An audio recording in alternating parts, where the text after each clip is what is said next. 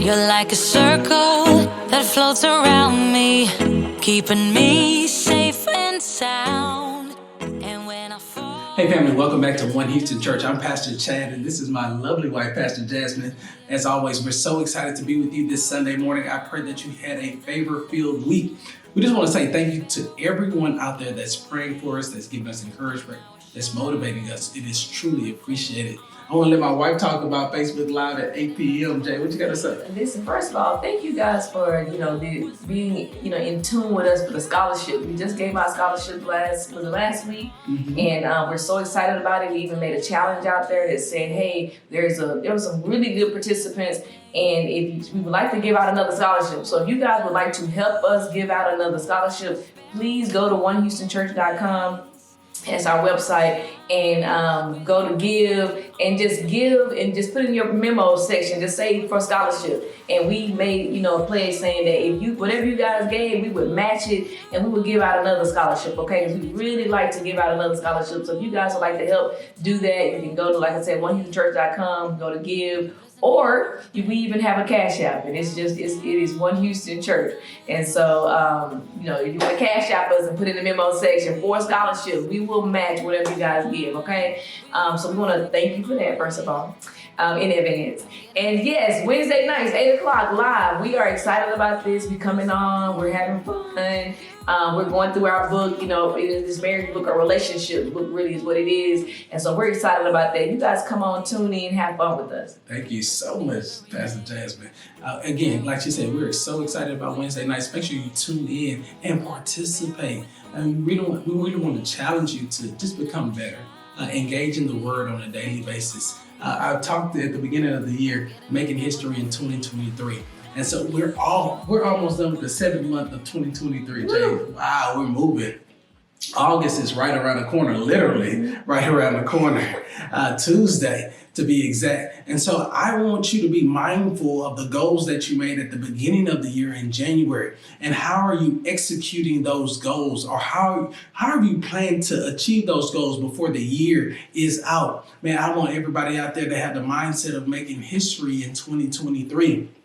Because I do believe that God is going to do something amazing, and He can use the time that you have left in 2023 to do something that will transcend your life forever. God is able to do exceedingly abundantly above all you can ask or think, according to the power that is at work within you. So you have to truly believe and truly put into plan the word that God has placed in your heart. I really feel good on today. I don't even know where that came from. That wasn't part of this script, but I am truly excited, and I truly want you to grasp hold of to the word of God and His promises. Guys, we've been in this series called It Can Happen, and I'm truly, truly excited to continue in that on today. And we're going to go right into the scripture. It comes from John chapter 20, verse number 11 through 18. Guys, here we go. Now Mary stood outside the tomb crying. As she wept, she bent over to look into the tomb and saw 2 angels in white seated where Jesus' body had been, one at the head and the other at the foot. They asked her, "Woman, why are you crying?" "They have taken my Lord away," she said, "and I don't know where they have put him." At this, she turned around and saw Jesus standing there, but she did not realize that it was Jesus. He asked her, "Woman, why are you crying? Who is it you are looking for?" Thinking he was the gardener, she said, "Sir, if you have carried him away, tell me where you have put him, and I will get him." Jesus said to her, "Mary." She turned toward him and cried out in Arabic, "Rabboni," which means teacher. Jesus said, "Do not hold on to me, for I have not yet ascended to the Father. Go instead to my brothers and tell them, I am ascending to my Father and your Father, to my God and your God." Mary Magdalene went to the disciples with the news, "I have seen the Lord." And she told them that He had said these things to her. Wow, that passage of scripture is so powerful all by itself in the Bible, man. When I look at that, what catches me right at the start, Mary goes in the emotional state to the tomb where she was expecting to see Jesus. And she wanted, in my mindset, as I look at it, she wanted to just have a closeness time with them. She wanted to have a moment where she can engage and think about all the things that they've experienced together. With him not being there, what caught me even more surprising in this, when she saw that the body wasn't there. I mean, anybody knows that most of the time when you go to a gravesite, when you go to a funeral, you expect the body to be there. You expect to go somewhere so that you can engage in a remembrance of that person and the experiences that you've had. But she got in the mindset, man, the body's not even here. And when I thought about it, I was like, she is using the body, just the body, as a tool for remembering him. And without that body, I won't be able to remember him. And so when it wasn't there, her emotional state got into a deeper, saddening in that moment. Meaning that I need to have the body so I can remember him, and so I can make a memorial out of him, and so I can have just this mindset that you will never be forgotten. But then when she goes and says, they have taken my Lord away, she said, I don't know where they have put him. And when I think about that, Jesus just being who he is, even if you don't know, sometimes you get in a state of, hey, I don't know what I'm going through because I'm at an emotional exchange in my life where I'm struggling to believe even in him. Jesus says, hey, I don't need you just to know or put me in a certain place or think that I have left you. I need you to know for sure that I am in your life. Even if you don't see me with your physical eyes, know that I'm working in this atmosphere, and I'll send someone or something to remind you of who I am and what the work that I'm doing. You know, the thing I really like about this is that when she's in this state, Mary's in this state, she's emotional. And it says that, she's trying to figure out, like Chad said, she's trying to figure out, what happened to Jesus, what happened to the body. And it says that Jesus himself, like she sees him, but doesn't recognize him. And I just want to stop right there because that's the first thing that just like knocked me out when I saw it, because isn't that us? Like, does anybody want to be honest today and just say that, like, there are so many times in our life when we find ourselves in our valley, our hard space, when you find yourself super emotional, that Jesus himself can come stand right in front of you, but you're so emotional that you don't even recognize it. You don't even feel his presence. You're because of your emotions. You are so indebted in your emotions that you don't like. Things that common sense ain't making sense. You know what I'm saying? That something that's just right there, plain as day, is blurry to you. And this is one of those things where, Chad says all the time how we shouldn't let our emotions dictate our intelligence. And it's so true though, but that's what we do. We're so in our emotions that we can't even see intelligent. Her eyes saw Jesus, but her emotions were so heavy. It was so big. It was so distracting that she couldn't even see Jesus. And so I'm putting that out there because I want you guys to see that when you're in your hard space, when you're in your valley, when you're in your feelings, when you're feeling some type of way, however you want to put it, that I don't want you to be so overwhelmed by that you miss logic, that you miss facts, that you miss like point blank what you see, and so I just want that you miss Jesus, and so that's that's the part I like about that. I just want you guys to just stop for a moment, when you're in your moments, and don't let your emotions make you miss Jesus. I love that. It's powerful because my favorite, like my wife said, one of my favorite quotes is, "Do not allow your emotions to empower your intelligence." And sometimes your emotions can, like you said, be so heavy that it will cause you to miss the way or the assignment that Jesus has given to you. Sometimes you'll be so, watch this. Sometimes you'll be so, quote unquote, in love with someone that it gets you off the assignment that Jesus had you on. And I have to embrace this because I don't know who I'm talking to. I have to embrace this because you've been given an assignment. And sometimes you don't understand your assignment. And Jesus has to put people in place for you to understand. And when you don't understand it, at times, Jesus will have to break relationships that will cause you emotional distress because they were not a part of the plan for you in this particular time in your life. And you have to be okay with Jesus' plan.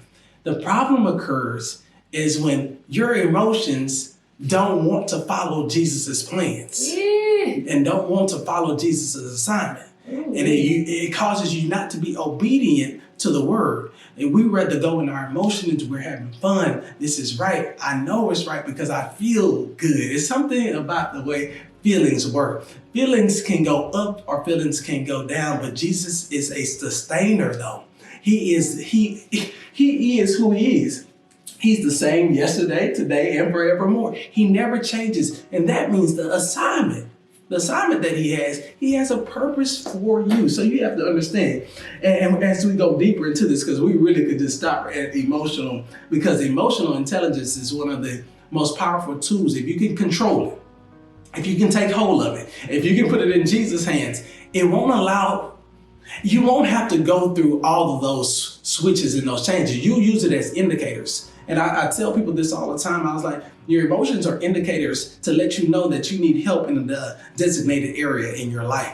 And so if I'm happy and I'm really happy, I was like, hey, I need to know how to control this because I'm so happy. I don't want to do things that are not aligned to Jesus Christ. And so I would be like, hey, Jay, what do I need to do? Or maybe I get a financial blessing. And I need to understand, hey, I don't want to blow this thing and start acting a certain way.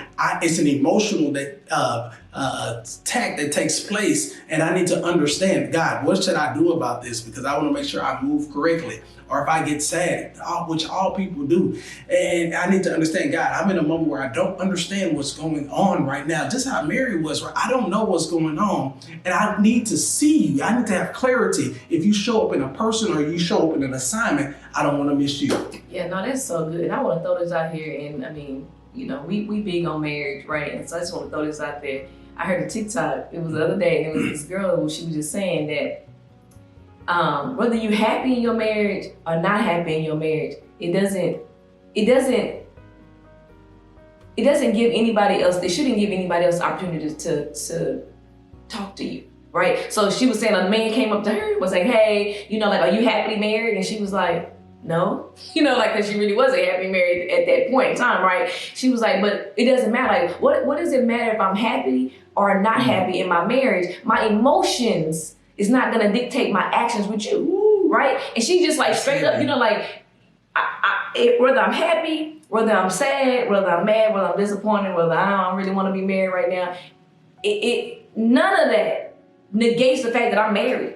That I'm married and that you don't have a chance and that, you know, like I'm trying to work, you know, things out with my husband, right? Or my wife or whatever. And so I just want to throw that out there because that's so good because we get in our emotions and we let our emotions dictate how we respond to somebody. Now it's like, oh, well, if I'm happy in my marriage, then I won't cheat or I'm not going to like, you know, be a part of that. But if I'm, you know, if I'm upset with my spouse, then, you know, you may have a chance. You know, like, you know, you may have a chance. And that's not how that works. You know, marriage within itself, I mean, it is what it is. You know what I'm saying? Like they say, death do you part, right? It is what it is. So you don't let any emotion dictate something that's stable, you don't compromise that, right? I just want to throw that out there because we do that. We let emotions dictate our marriage. We let emotions dictate your job. So many people walk off their job because, oh, I was mad, so I just left. Okay, like what just happened here? You know, you got bills, you have everything lined up, like things supposed to make sense, right? I just want to throw that out there, guys. Don't let your emotions make you miss out on Jesus. Ooh, and we'll take it right there. Don't let your emotions miss out on Jesus. And when Mary was there, thinking he was a gardener, thinking Jesus was a gardener, she said, sir, if you have carried him away, tell me where you have put him, and I will get him. This part I really like. That's good. Jesus said to her, hey, Mary, like, you don't know what? You forgot my voice that quick? You don't know who I am? Like, you can't recognize me in the midst of what you're going through your emotional state. You should still be able to recognize. But I like how Jesus, and my wife I know is going to dive into this, how he made it personal from Mary to specifically key in on her. Yeah, and this is one piece too before I get to that part. Literally, she is saying, I like the way that she's in her emotional state, and what she's looking for is already right there. It's right in front of her face. And I think that that's us a lot of times too. We're in our valleys, we're in our mess, or we're in our situations. We're in these feelings. We're in that space, and you are looking for things to change with your husband, or things to change with your wife, or whatever, or things to change with your children. And it's like it's happening. It's happening. It's right there, but you're so emotional that you're missing it. You're missing it may be a baby step. It may be an inch. It may be things that are happening, but you're missing it because you're so full of your emotions. And so I want to throw that out there too as a challenge. Guys, next time you find yourself in your space, sit back and really don't miss out. Don't miss out on if what you're praying for is already in front of you. Mm-hmm. If what you're looking for is already in front of you, because that's exactly what was happening. Don't let your emotions make you miss out on what's already there. Mm-hmm. But I love the way he made this personal. And because this is us a lot of times too, right, guys? Like we are like those people where we're like, okay, God, I think you want me to do this. I think you want me to do that, but you have to show me a sign. Like, you let the light turn red right now if you talking to me. And we be like, God, show me something. Show up. I want the sink to turn on. Like you literally are like trying to get God to show you a sign. And so I like the way he says, Mary. It's like, oh, did I tell you my name? He made it so personal that it made her snap out of whatever that emotion she was in. It was like, oh, wait, hold on. You know my name. I don't know who you are. I'm tripping. I am so entertained with my own, frustrations and emotions that I'm not even recognizing that Jesus is standing in front of me. And so when he made it personal, that's what snapped her out of her emotions. That's what snapped her back into let me wipe my eye. Let me see who in front of me. And so I like that, guys. I like the fact that God knew that she needed a personal moment in order for her to be able to really see him. And so we serve that type of God. Like God, maybe if God knows that your belief, comes whenever he makes something personal, it's going to happen that way because God's going to meet you where you are. And so I like that part of it. Oh, I truly believe. I just want to tell you, to be completely transparent here, there have been some things going on that my wife has been telling me about. And I was like, I get in my own little mindset. I was like, and it won't be aligned with the Bible. I'll get my own mindset. And my wife be like, Chad, I know it looks like this. And I know that you would probably make a decision like this, but it doesn't align with the Bible. God will send you someone to help you see what he wants you to see. It's if you're going to be accessible to that person and open to that individual. You ever been through something in your life and somebody just comes out the blue and they understand what you're going through and are empathetic with you and they're able to say it's going to be all right because they walked that line before, that street before, and they understand they're able to speak life into you while you're going through this situation? This is what I mean when God will show up. God will use you. God will use someone or you, so that you can align somebody's life back to where it needs to be. And Jesus right here. And you have to have, what I love, a relationship with Jesus. And it's so important of your testimony. I believe sometimes people sleep on their testimony. But that's the thing that connects you with somebody that you don't know by name. Because your life is similar. The struggles that you have faced are similar. And God so perfectly aligned you to cross paths.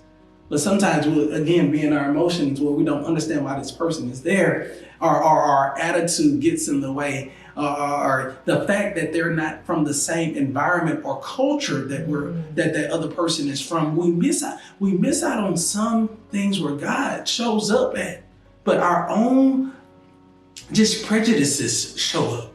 We prejudge a lot of things and a lot of individuals, but even before that we have a chance to speak to them, even before we can understand their life and how they may can bless our life or how we can bless their life. And so I love the way God just shows us, like, hey, he puts Jesus right here, and we're going to close this out. And she turned to him and she said, hey, teacher, Teacher, I didn't recognize you at first, but I see you now. I didn't, because I was so enwrapped in my own situation, in my own problem, in my own thoughts, in my own things that come into my life. I couldn't recognize you, but now that you have made it personal, you have called me by my name. And it's so funny that Jesus will call you by your name. He'll know exactly what you need, and he'll bring that person, they'll call you by your name. Jesus said to her, don't hold on to me. I have not yet ascended, and Jazz and I were discussing when we go, don't hold on to me. Meaning that, hey, I have work for you to do. I have an assignment that I need to put you on, and I need you to go tell the disciples that you have seen me. There's so many times that you can hear from certain things, but it's different when you see him working in your life. It's good where you hear about somebody saying that you've been blessed, or hear about somebody saying that God turned my children around, God opened up the door, or God healed my mother of cancer. God did so many things, but it's different when you see it for yourself happen in your life. And so the most impactful passage the verse of scripture in this Bible, in this passage of scripture, is when Mary says, I have seen him. I have seen the Lord. When you make it personal and you have the expectation that God is going to do something in your life, it gives you a different type of mindset. It can happen. You have to remember that on a daily basis. It can happen. Some people don't go with the expectations of it happening, so they're not looking for it. But I'm going to tell you right now, I'm taking the challenge up to you, like my wife always gives challenges out. Be expecting God to do something that just blows your mind. That you be blessed so abundantly that you cannot even fathom mentally how it's going to take place. Yeah, this is so good, guys. Like, you know how you hear a sermon sometimes, it's like, dude, that's so encouraging. That's how I feel about this one. This is so encouraging to know that we serve a God that even while we're a mess, even while we're so in debt in our feelings, our emotions, everything that's going on with us, and we're so overwhelmed, we think things are just like crazy and we can't function, and you're like, is it ever gonna stop? Or you just are so in debt in what's going on with you. I love the fact that we serve a God that is standing right there. He's standing right there. He's getting ready to call you by name. What you're praying for is already worked out. And like Chad is saying, we got to believe that though. You got to believe it and expect it. And I think that that's the problem.